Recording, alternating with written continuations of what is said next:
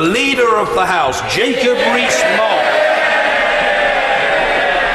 Thank you, Mr. Speaker. I may have received a generous promotion from the Prime Minister, but I haven't gone native. I do believe that the government should be held to account. With relation to leaving the European Union, this Parliament voted for the Withdrawal Act that said we would leave. Its predecessor Parliament, which has an enormous commonality with this House, voted by an overwhelming majority for the Article 50 Act that also said we would leave. These two acts combined provided that we would leave under UK law on the 31st of October 2019.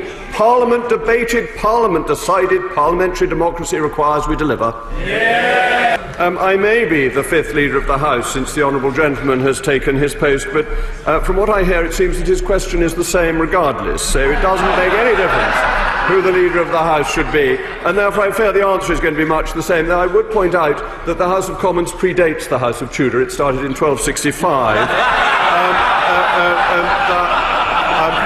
House of Tudor obviously begins with Henry VII.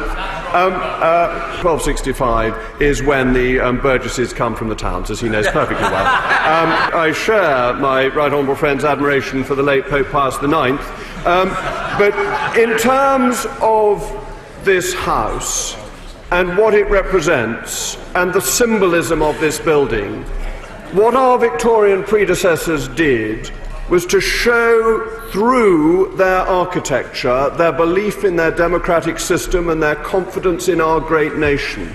We should never do anything that undermines that. The suggestion that I should replace Nanny with the staff in the Leader's office, I think they might be a bit amused if 6 children trotted in with me and expected to be looked after by House of Commons staff. Mr. Speaker, I may be a better recruiting sergeant for the Lib Dems than the Honourable Gentleman is, but that...